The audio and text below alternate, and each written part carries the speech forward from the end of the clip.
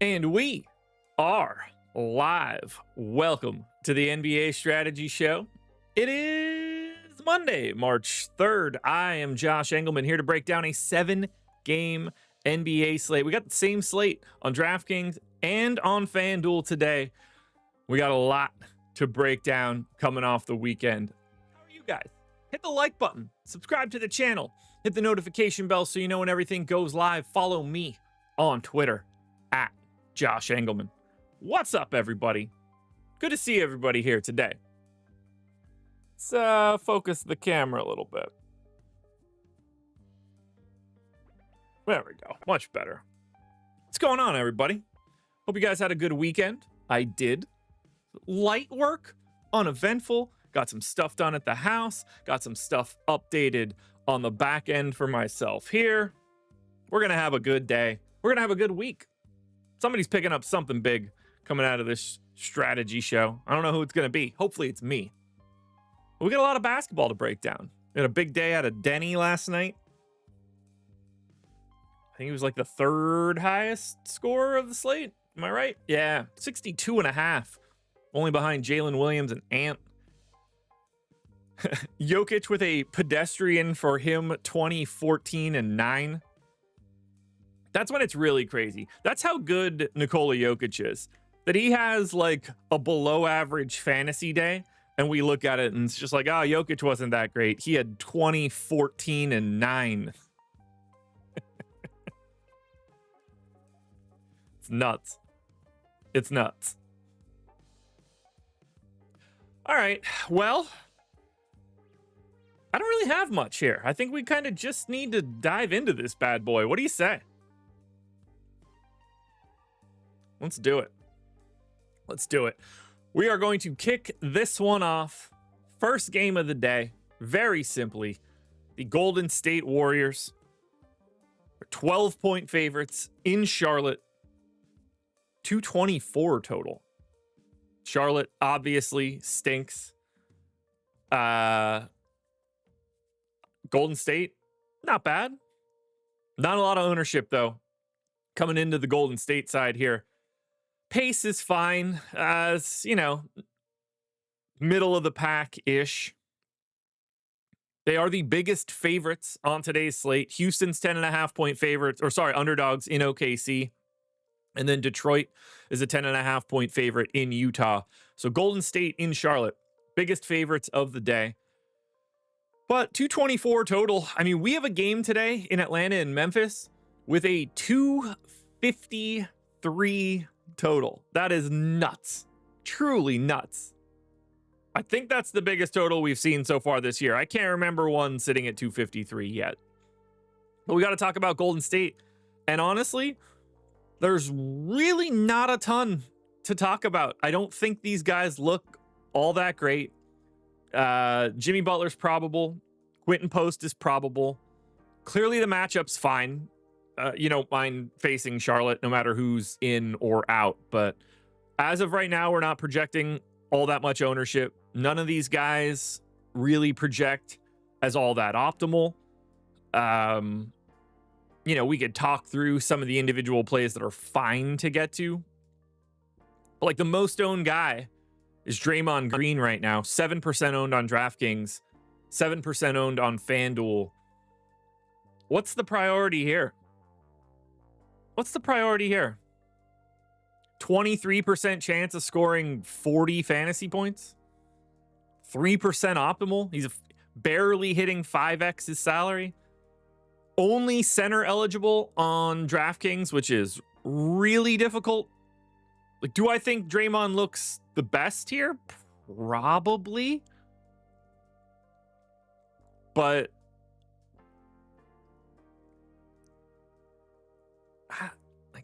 do you guys like anything from Golden State today? I think the guy that I'd be most likely to get is Moses Moody. And it's not like, you need 30 out of him. So I'm not seeing anything from Golden State at all. Jose, I didn't play yesterday.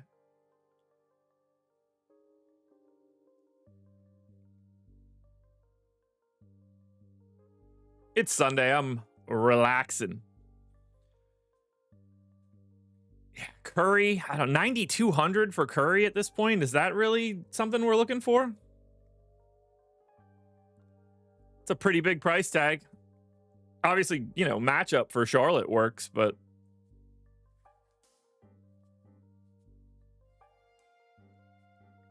Dangerous Dave, who was on the avoid list since the game before the All-Star break? Draymond? Zubac. Why? The hell would...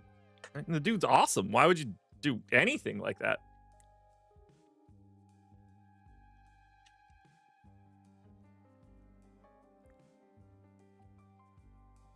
Two games ago, he's coming off a 27 and 16. What are we talking about here? The guy's a double-double every night. Whatever. You guys can hash that part out. I'll let you guys not play actual good players. I can't begin to care. I don't like anything from Golden State. I don't think they're going to be that owned. I don't think they should be that owned. Draymond losing power forward eligibility is awful. Steph is fine, but kind of like at the peak of what his price tag should be. I don't really see Jimmy Butler all that interesting. Moody as a value option. That's all I got. That's all I got. Charlotte side, even worse. They're even worse. It's bad. It's real bad. I gotta highlight a different column here. Boom. Got it. Legitimately, Charlotte might be even worse. No one's getting any ownership. It's 1% across the board to Nick Smith, Miles Bridges, LaMelo, Mark Williams. Nothing really coming in on the FanDuel side either. Tough defensive matchup for Charlotte. They're in and around the lowest implied total. Like nobody graded out all that well optimal wise. Mark Williams is the highest ranked guy at 51st on DraftKings. You know, you're looking for 50 out of him. He's 7,900 center only. This is the worst team of the day, right? LaMelo in at 9,700, looking, I don't know, worse than Steph, probably. Best point per dollar play is Mark Williams, 4.6x. I mean, we got a 7 o'clock game here where I don't even really think we should have anything here for Charlotte. When LaMelo is in, it's really hard to get to the rest of these guys. Nick Ellis. I mean, is their season over? No, I mean, like, they can't win anything, but it depends what kind of question we're asking here. Look, they have Luka Doncic. Anything is possible.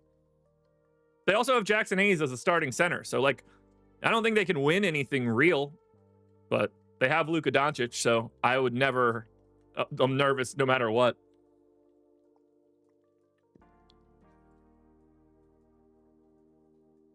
But I don't know how we do anything here for Charlotte. Worst team on the slate. The less we say here, the better.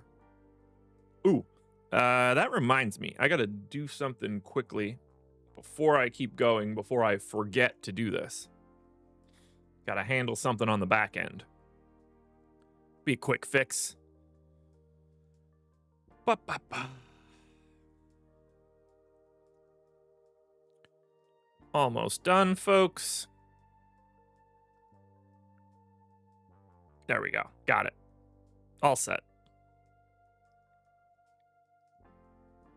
All right, let's go to game number 2. A little bit better, I guess. We got much better places to talk here tonight. First one we're going to go to, though, here. Portland, 3.5-point underdogs in Philadelphia. 228 total. Kind of impossible to talk about Portland right now. They are on a back-to-back. They've had lots of dudes out as of late, so they're hard to pin down depending on the day. For example, they are on a back-to-back.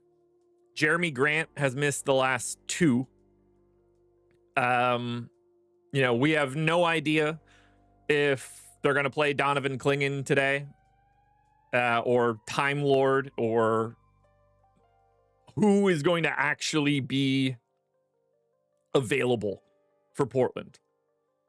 Like, if Jeremy Grant is back,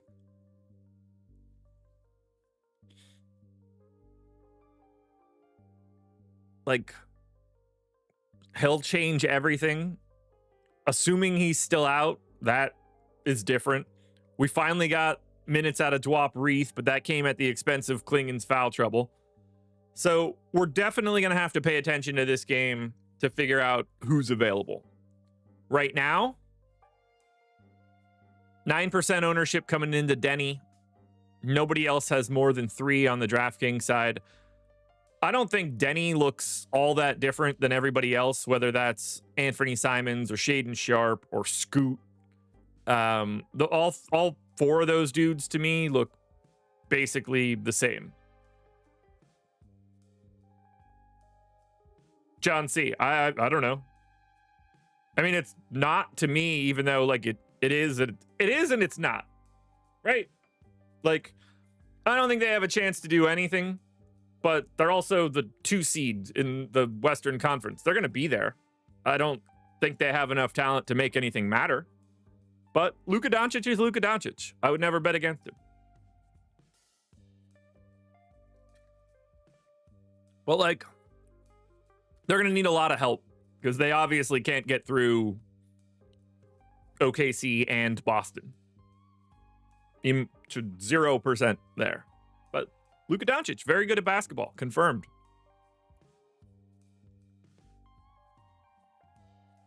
Yeah, it's no different than Russ. We know what the playoffs are. We forget it. For 5 months out of the year, everybody just thinks the regular season is the playoffs. Then we get to the playoffs and everything happens. Jones. So Josh, if a team doesn't win anything, nothing else matters, right? No, not at all. I mean, for the Lakers, yes. For most teams, no. I'm not a rings or nothing guy. That's your goal, for sure. But in terms of like evaluating a season, no, of course. But for the Lakers, like the Lakers as an institution are not like, yay, we made it to the first round. What a successful season. They've never been that and they never will be that. Jorge, yeah, they certainly went to Zach Collins on Friday, that's for sure. But, I mean, again, we need to remember, Zach Collins still sucks. Just because he plays minutes for a team that doesn't care about anything doesn't make him good. He still sucks. We know he sucks. But apparently they're choosing Zach Collins over Jalen Smith. Good for them. But for Portland, nothing. Nothing.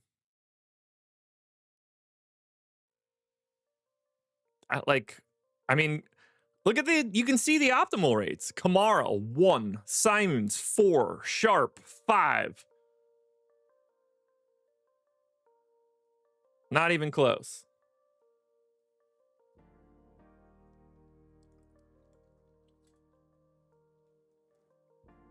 Yeah.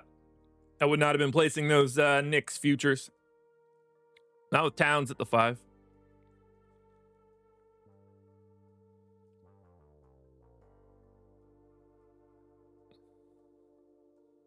Say you could space the floor very well? Yeah, you could space the floor very well. You don't have a center. If you can't space the floor when you don't have an actual center, you got nothing. Jake, did you really type that outside? Or type that out? You didn't expect a SVE DNP CD? Did you accidentally type a different name? Because you should always expect a SVE DNP CD.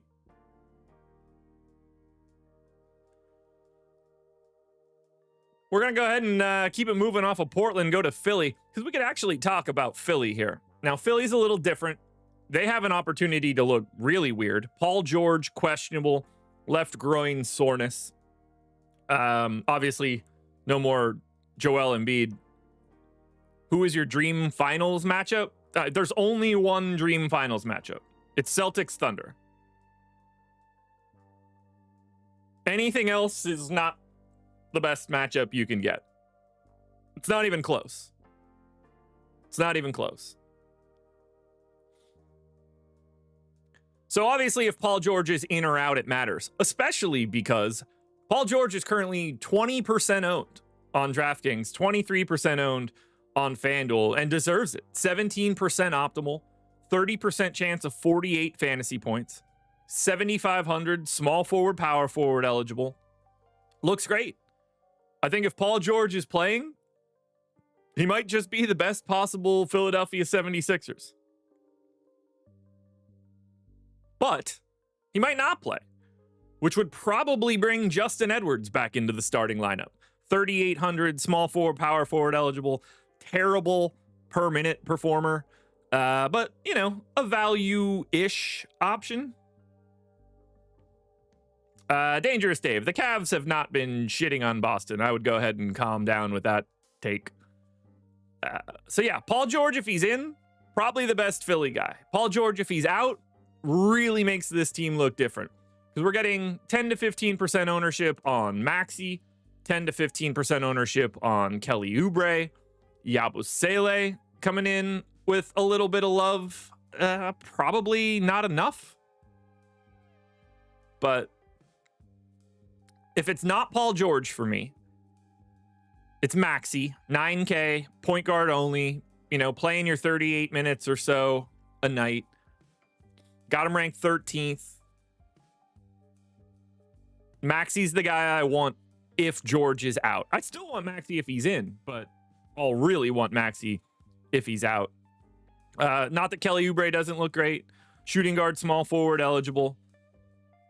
We're talking like 0.85 fantasy points per minute. Flexibility, 15 to 20% makes total sense. I think Yabu's probably a little under-owned at 5,100. You got that power forward center eligibility here. You know, you're expecting around 30 minutes in a start. 6% ownership feels a little light, especially in a matchup against Portland. Like, I'm not like, yes, is Portland playing a little bit better? Sure. Are they good? No. Obviously, Grimes went absolutely insane last time out. He's 5,800. He's shooting guard only. He's unowned. I don't know how you do it. Maybe a last guy in because it's only 7 games, but the priorities here are Maxey, Oubre, George, and Yabu. And yeah, my expectation would be Justin Edwards getting the start if Paul George happens to be out.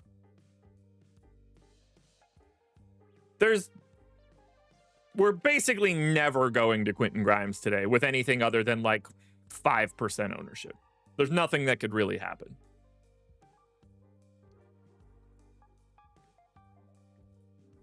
That's Philly. Keep it moving. Let's get through game number 3 quickly. This is the slowest game on the slate. This is the lowest total on the slate.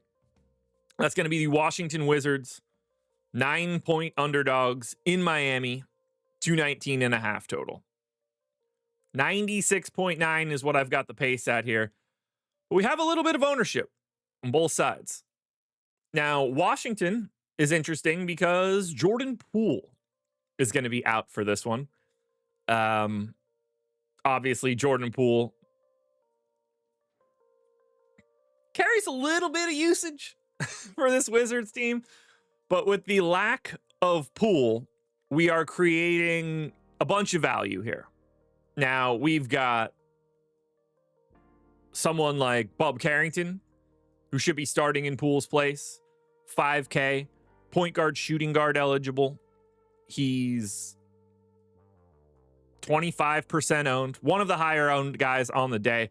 Looking pretty optimal. And that's just because we're putting him into a completely different role with Jordan Poole out. You know, Bob Carrington probably going to play like 25 minutes a night when Poole is in. When Poole is out, I'm expecting Carrington to start and play 31, 32 minutes, whatever. He's point guard, shooting guard eligible, only 5K. Yeah. I'm very interested in Bub Carrington. Not surprised at all to see this ownership. But it's not just Bub Carrington. I mean, we've got 10% ownership coming into Keyshawn George. We've got 15 coming in for Alex Sarr. I think both of those guys look good. However, I would greatly prefer Sarr compared to Keyshawn George. 5,300. Now, center only kind of stinks, but solid enough per minute guy. He's playing about 27 minutes a night. Only 16% owned. Happy to go to Sarr because in a competitive matchup, that could become 30. Keyshawn George is just not a great per minute dude, but he's playing enough minutes in competitive games that I think it's fine to get your 10 to 15% of him. Koulibaly, not that interested in. Middleton, last guy in, okay. But, I mean, to me, it's Bub Carrington very clearly, assuming he's getting the start. Not much else, though. Sarr and George are fine. Middleton's a wild card. But yeah, Bub Carrington's just going to be out there. That's the Wizards have no reason to not be giving him those minutes. We saw Jordan Poole miss 2 days ago. We got 32 minutes out of Bub Carrington then. I have no reason to suspect it'll look any different.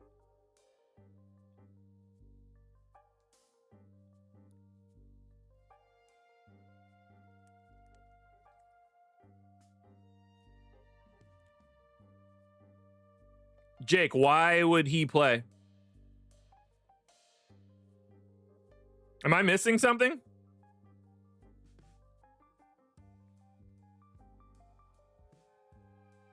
Why would he even play? Did I miss news?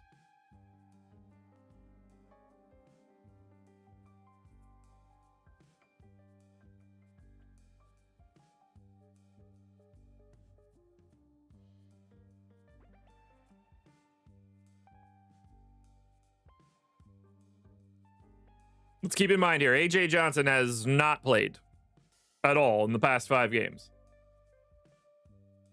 Okay, yeah, no. I mean, he didn't play 2 days ago. We have no reason to suspect that he is playing any minutes whatsoever. First Kings. No. Just, you guys know the drill. Ignore First Kings for anything that gets said. Let's go to Miami. Now, Miami is going to be a little complicating as well because they're on a back-to-back. We don't have their injury report.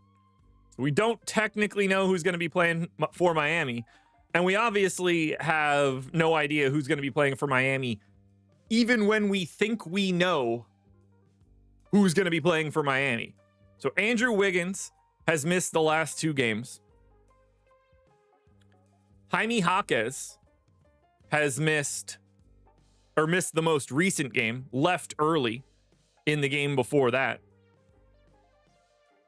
So those 2 items right away, we have no idea who's going to be available. I projected Wiggins in. I projected Jaquez in. We are getting ownership into Miami. That's the problematic part of this one. They get to face the Wizards. So this becomes a very important game. 10% ownership coming into Tyler Hero. 10% ownership coming into Bam. 10% ownership coming into Wiggins. Scattered ownership coming into Ware and Robinson and Davion Mitchell and Haywood Highsmith. It's a great spot. Great spot for Miami. Pace up. Horrible Washington team. Now, it is the slowest game on the slate, but I don't think that matters as much to Miami. So as I'm looking at this one, to me, the best guy that you can get to, at least on the DraftKings side, is Bam Adebayo. 8,400, power forward, center eligible. He's a 1.25 fantasy point per minute guy. So over 5x here. 11% owned. We have an 18% optimal. 33% chance of scoring 52 fantasy points. That looks good to me. I mean, I think Hero, Bam, and Wiggins should all be in 10 to 15% of lineups. Ware is probably at that 10% mark as well. Don't need much Mitchell. I think Duncan Robinson and Haywood Highsmith both work as like, Duncan Robinson and Haywood Highsmith both work as like 5 to 10% guys. I think that's reasonable. But honestly, more than anything, we just need the injury report. Like if Wiggins and Hawkes don't play, we're not exactly off to a great start at that point. Like now we're going to have minutes for Kyle Anderson or Rozier. So like everything will look wildly different in a matchup against this crappy Wizards team.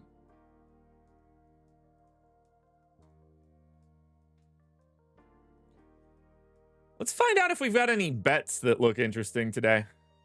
Because we haven't looked through anything. We don't actually have much of anything being shown right now out on OddsShopper. This is any available bet. I don't even have an active portfolio. This is just everything. In terms of NBA, under 11.5 rebounds for Bam has a 6 OddsShopper rating on DraftKings. 3.8% historical ROI. Otherwise, we only have 2 more that are 3 or higher. One of them's hockey. The other one is, oddly enough, Andrew Wiggins. So the game that we're talking about right now is the only game that has any NBA OddsShopper plays north of 2. It's kind of wild to think about.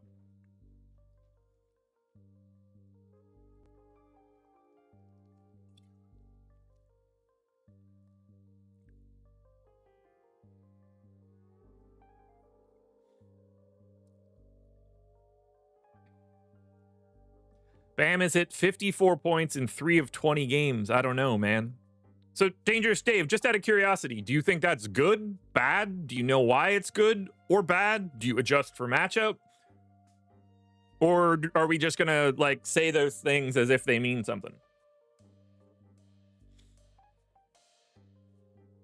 Because there couldn't be anything less meaningful than what you just said.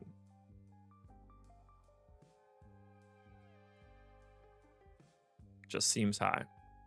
Well, depends on what your salary is, because that's the only thing that matters in DFS. Anyway, Wiggins, Hawkes, we need the news. We move on to the main event of the evening. The Atlanta Hawks, 8.5-point underdogs in Memphis. 253.5 total. This is the highest total. Again, 253.5. This is the highest total on the slate by 20 points. It is the fastest pace on this slate by more than 5 possessions. This game is nuts. Nuts. Like, they don't get much faster than this. This is the number 1 team in pace in Memphis against the number 2 team in pace in Atlanta. We are getting massive ownership here, which should be coming as no surprise. Currently, we've got 60% ownership coming into a $6,100 Onyeka Okongwu, number 1 guy. 30% ownership coming into Dyson Daniels, number 3. Point guard, shooting guard, 6,800. We've got 20% ownership coming into Trae Young, Zachary Risashe, and Karis LeVert. All 3 guys at 20%. All 3 guys fully deserved. Trae ranked 6th. Risashe ranked 14th. Karis LeVert ranked 20th. And then we get to Terrence Mann, point guard, small forward eligible, 4K. Even he's getting 8% ownership. It is very, very, very difficult to avoid anything here for Atlanta. They look awesome. The game environment is great, other than the fact that you have to face the Memphis Grizzlies defense, but that is not meaningful in this particular moment. The best play here is clearly Onyeka Okongwu. I got him at 6.5x value He's a 1.25 fantasy point per minute guy. 6,100, center only. Right now, 70% optimal. Like, obviously, this will all calm down by the time we get to lock, but we're talking about a guy that should be 50% owned today. He looks so good. I see no reason to ignore Onyeka Okongwu.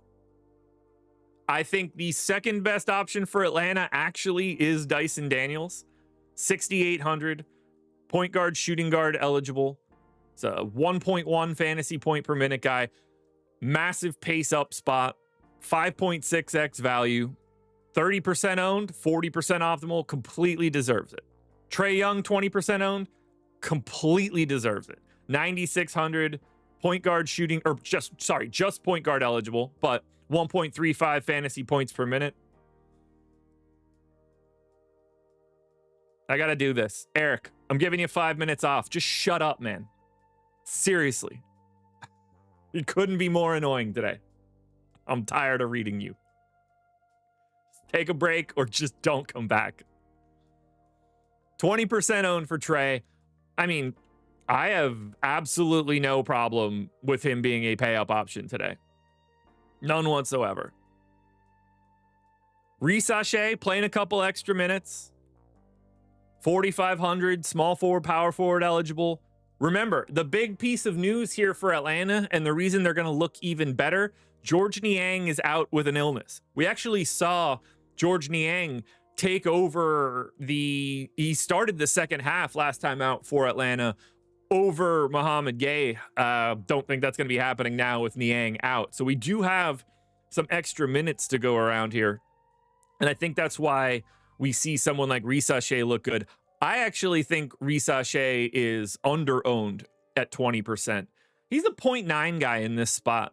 He's small forward, power forward eligible. There are extra minutes to go around. It feels like they'd give him the Risashe before they gave him the like Dominic Barlow. So I think Risashe is a little underrepresented. Looks sneaky in GPPs. Levert is just going to like play in and around 28 minutes. Could play more. Should be 20% owned. Great positionality. You're getting shooting guard. You're getting small forward. He's 5,100. All looks good. And then Terrence Mann is like a completely reasonable value punt because of his position. Point guard, small forward, 4K. Could fall into a couple extra minutes because of the lack of George Niang today. So don't mind Mann. Ultimately, this team looks awesome. This is your number one team of the day. No team is owned more than Atlanta. No team has a higher boom score aggregate than Atlanta. No team is more optimal than Atlanta. This is the number one team that we have for today.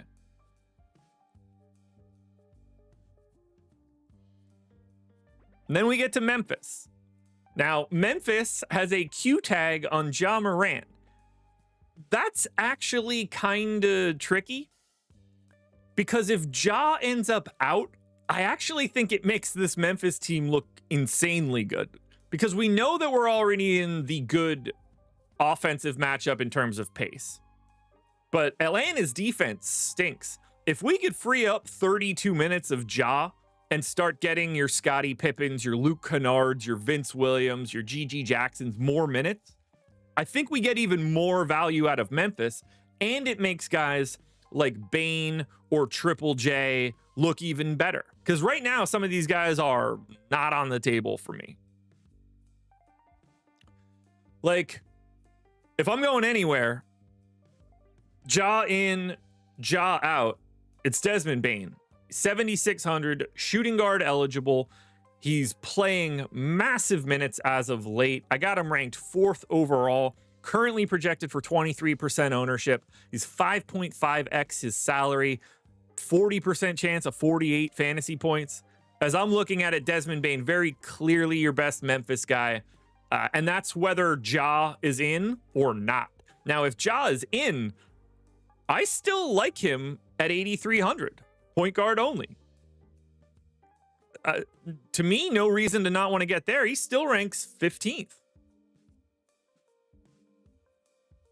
So, while I like Bane more than I like Ja should still be a 15 to 20% owned dude. You got $6,400 price tag here on Santi Aldama. The real question here is who's starting for Memphis?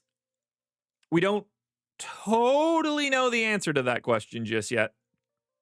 But Aldama's been playing bigger minutes over the last 5 games. He's 6,400, looks totally reasonable as a 10% owned guy.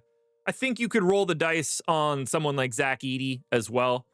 4,900, 1.15 fantasy points per minute, 5% owned is fine. But if Ja ends up out, then we're going to see Triple J look better. We're going to see... Why do I have Triple J in for 23 minutes? That's a whoopsies. Looks like I typed 23 instead of 33. Oh, I took his 7 away there. That makes sense. Boop, boop. We'll fix that in post. We'll fix that later. Yeah, that was on me. When I moved his minutes from the 5 to split between the 4 and the 5, I forgot to add them back over. So I'll update the website after the show and make sure that gets corrected. But look, the Ja Q tag changes everything for Memphis, so I don't want to dig in too much. Otherwise, the takeaway here is this. Very clearly the best game on the slate.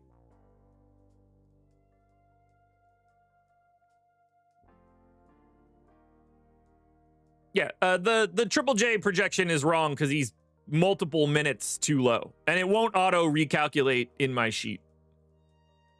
Josh is not wearing a He-Man shirt. And just to circle back to this, because I saw the question from Jay Neville, I'm late, but why are you not projecting Alec Burks in? Because I'm projecting Andrew Wiggins and Jaime Jaquez to play the basketball game today. The last time that Andrew Wiggins played a basketball game and Jaime Jaquez was also playing that basketball game, Alec Burks played 5 minutes. So that is why I'm not projecting Alec Burks in. This isn't a He-Man shirt. It's a 1998 NBA All-Star Game shirt.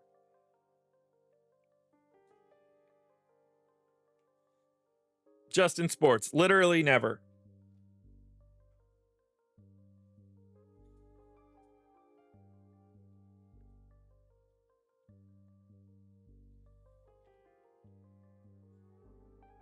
Well, we get to game number 5 here, and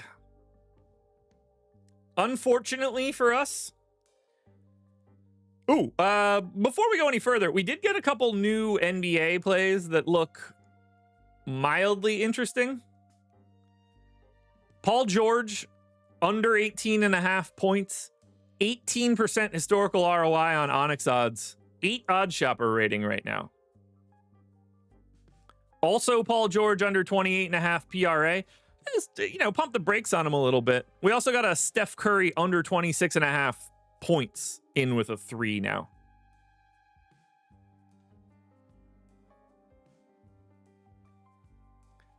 All right. So for this game, we're literally not even going to bother talking about Houston. I'm going to go straight on right past them.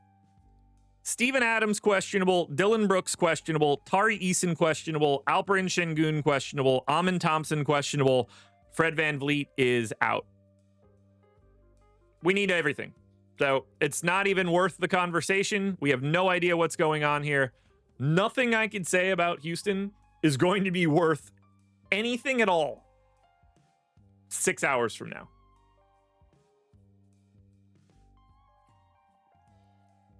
I have 133 minutes questionable. That's 55% of the team. So, full pass. Full pass.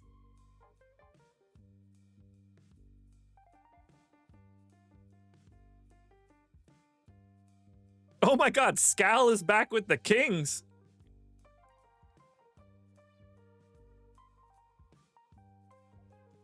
Shout out Danny LaRue. All right, let's get out of Houston. Let's go to the OKC side. Not that this one looks much better. We've got 2 problems here. One, and we're not going to dig into OKC all that much here either. We don't have their injury report. So we have no idea who's actually going to be available for Oklahoma City today. Obviously, Chet missed yesterday, sprained his ankle on Friday, missed yesterday's game. Isaiah Joe missed yesterday's game as well. We don't know who's playing here for Oklahoma City.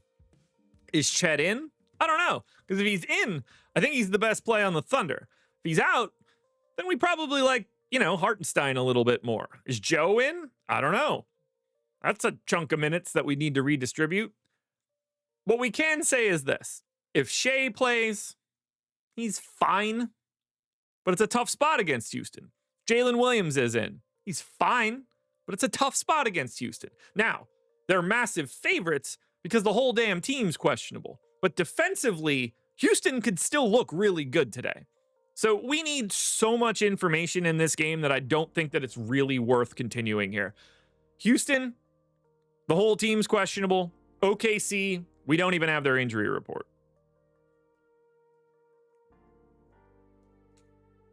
Let's get to game number 6. This is the 8:30 start. Before we do that, we got to talk about a couple things. 1, I need you guys to hit the like button. 2, schedule for the rest of the day. Now that part's very easy. I'm here breaking down the strategy show. NHL strategy show, 2 p.m. Eastern time. I will be back with Chris Spags, 5 o'clock for the NBA Deeper Dive. We'll break down every single one of these games. Live Before Lock with Greg and Eric will be back at 6. And then Greg and I will be live on playback at 7 o'clock, breaking down late swaps, news, whatever pops up. We're going to be watching games. We got 2 games locking at 7. We got Wizards Heat at 7:30, 2 more at 8 o'clock. So we're going to have plenty of news coming in, plenty of stuff to watch, bets to talk about, everything we can. Link in the description if that's something you're interested in, guys.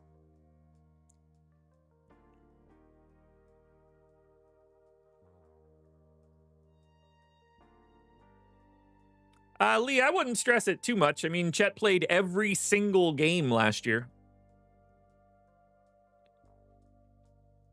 Sprained ankle's just a sprained ankle.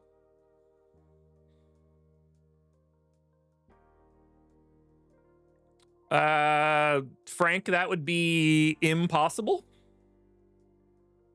So you can go ahead and not worry about that one.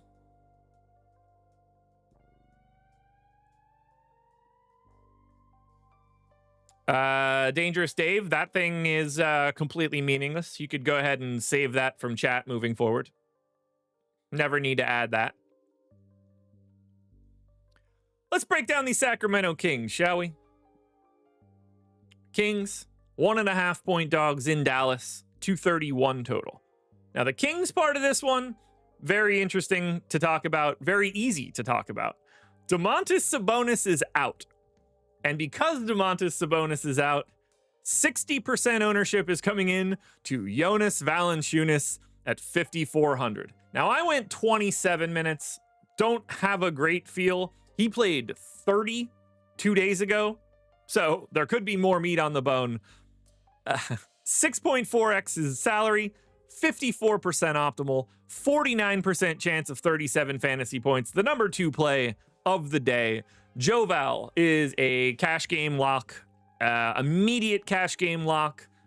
Second best play of the day, probably, maybe the first, depending on how you want to look at this one, but don't even think twice. Very, very, very, very, very easy to get to Joe Val at 5,400. Same scenario on FanDuel at 5,700.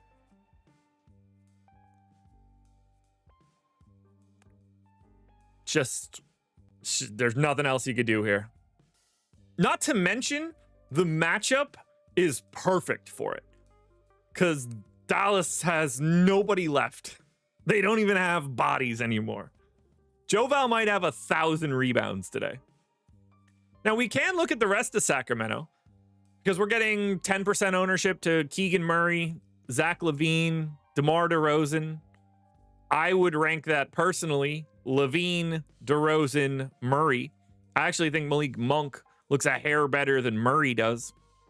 But you're good to get those guys 5 to 10% easily. And then I don't think it's out of the realm of possibility that $3,400 Trey Lyles needs an eye on him at power forward center. You know, in theory, he's the backup to Joval. We got to remember that Joval isn't good. So if this is going tits up in some way, they can play Joval off the floor. Trey Lyles can more than handle playing the 5 against the Dallas Mavericks today. So think about that at least for a little bit. That Trey Lyles is at least worth a little bit of a flyer in larger field GPPs. He's got the power forward eligibility. He's 3,400. Not a great per minute guy, but a guy that I want to keep my eye on. Levine, DeRozan, Monk, they're all fine around 10%. Levine being the best guy you can get to here. But let's remember very clearly what we have to do. And that is play as much Jonas Valanciunas as we can. Assuming he's starting, which I have no reason to suspect he wouldn't be, he's going to be one of the 3 most owned guys on the slate, kind of no matter what happens today. So, Joval today, boys.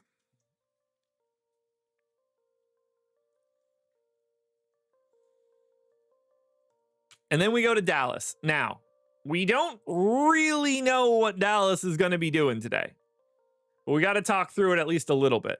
Obviously, no Anthony Davis, Daniel Gafford, Derek Lively, Caleb Martin. PJ Washington is also out. Now, what we need to see is the actual transactions go through. We haven't seen them happen yet. Allegedly, the Mavs are signing Kai Jones, former Charlotte Hornets first-round pick Kai Jones. So we need to see that transaction go through. If that transaction is going through, it also means that Moses Brown, no longer on Dallas, Kyler Kelly is allegedly being cut in order to sign Kai Jones. But as best I can tell, those transactions haven't gone through yet. Kai Jones is in the FanDuel player pool, probably on the Clippers. He is not currently on the DraftKings side. So let's remember, Dallas could look a little bit different by the time we get to lock. We have no idea if they update, if this transaction goes through, if Kai Jones is even available today. We have no idea if the salary file will get updated. We don't even know if that would matter for us at this point. So we want to have that conversation first. Let's start with $5,400 Najee Marshall, small forward, power forward eligible, currently projected for 30% ownership. We've got Najee Marshall in for 29 minutes. He played 29 minutes on the first. He played 33 in the game before that. Very clearly to me, the easiest option to get to from Dallas. They just don't have any bodies. And he's big enough that he kind of just plays no matter what. So at small forward, power forward, 5,400, easiest guy to get to from Dallas is absolutely going to be Najee Marshall. I think Kyrie looks solid at 20% owned, 9,500. He's playing massive minutes. You're hoping for 38 plus in a competitive game. 5x salary, 29% chance of 58 fantasy points. Oh, boss, he's on Dallas? On FanDuel? Man, I don't believe you. But I have the salary file here, so. Yeah, they really did put him there. I mean, I want to be very clear here. This transaction has not gone through yet. So we'll see what that actually looks like by the end of today.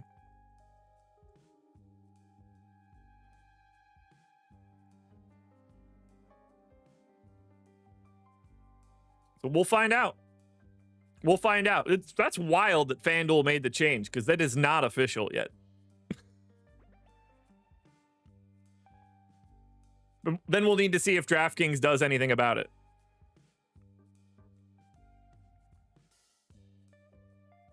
Yeah, I mean, boss, everything you're saying right now is on the screen in front of everybody. So there's that.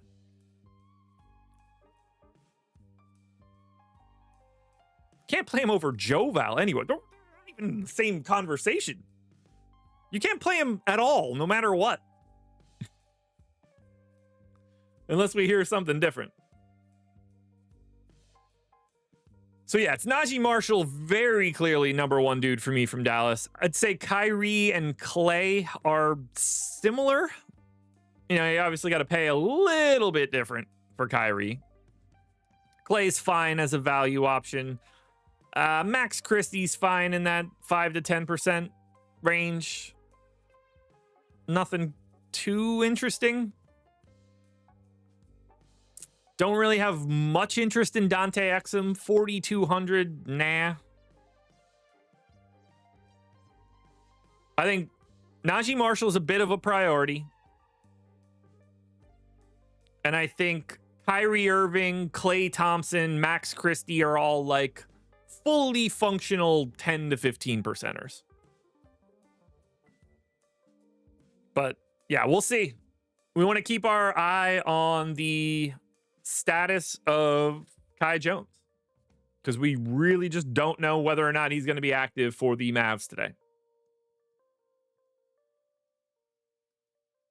But we shall see. Final game of the day. Do we have any new bets before we hit this final game? We've got Triple J under 6.5 rebounds, 6 OddsShopper rating, 3% EV, almost 4% EV on DraftKings. Got a couple hockey plays. That Bam rebound play is still there. Anthony Simons under 5.5 assists, 3 OddsShopper rating on DraftKings. But we are not exactly inundated with a load of NBA plays right now. Mitchell, they can't sign anybody. They couldn't sign Dwight Howard if they wanted to.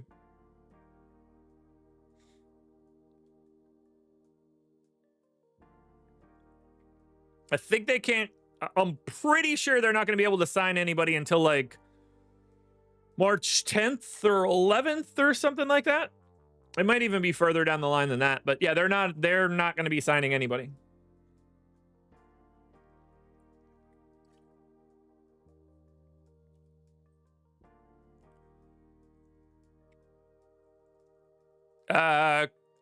Huh? Christian? Huh? What are you talking about?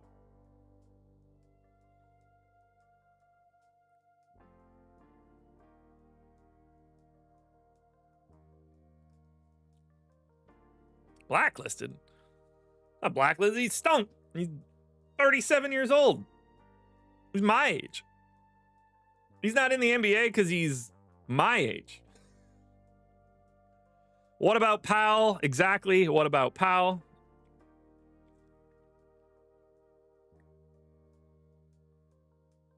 Completely agree. What about Powell? But yeah, I don't think Dallas has the ability to sign anybody for at least a week. Financials are complicated for that one, but they won't be other than the Kai Jones two-way, which doesn't affect it in the same way. They won't be signing anybody to a 10-day in the next week or so. They're just going to have to make do. Final game. The 10.5 point Detroit, the 10.5 point favorite Detroit Pistons in Utah, 232 total. Now the Pistons are going to be without Tobias Harris today. He's out for personal reasons. And that gets it really interesting because Utah stinks. The pace of this game is great. Detroit's a nice favorite. We've got minutes to go around. 15% ownership coming into Cade. 40 to Malik Beasley. 40 to Asar Thompson. 25 more for Dennis Schroeder. Yeah, buddy. We like a lot of the Pistons. Oh, the line came down. It's down to 9 now. It was 10.5.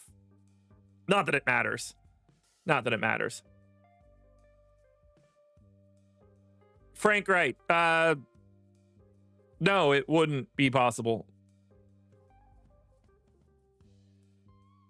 So there's that, which exists. But yeah, that would not be possible. He has a 0% chance to win that award.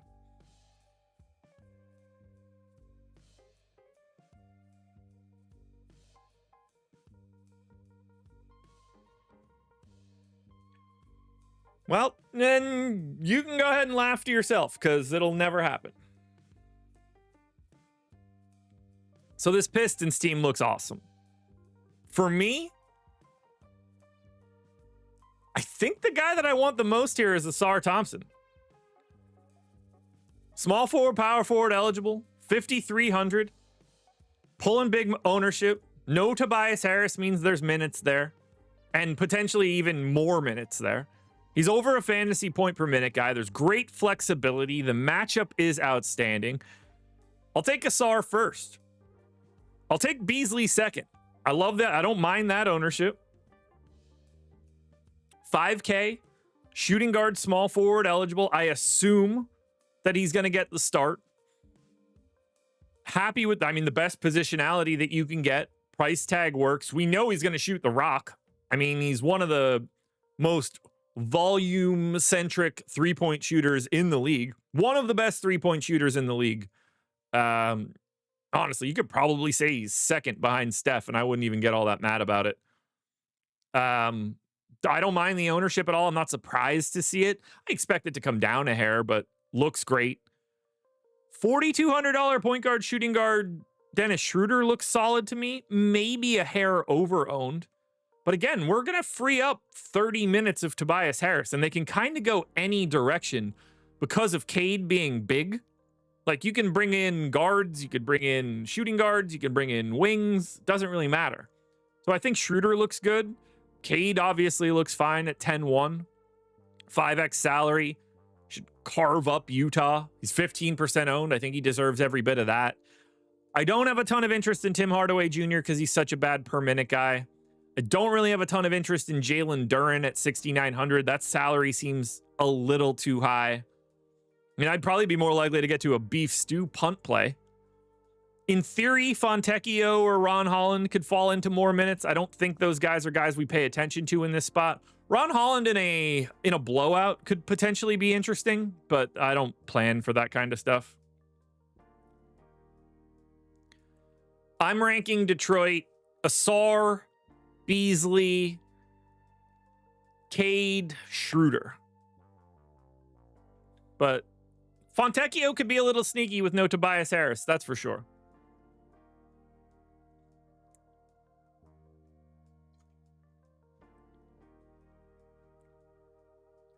And then finally, we close it out. The Utah Jazz.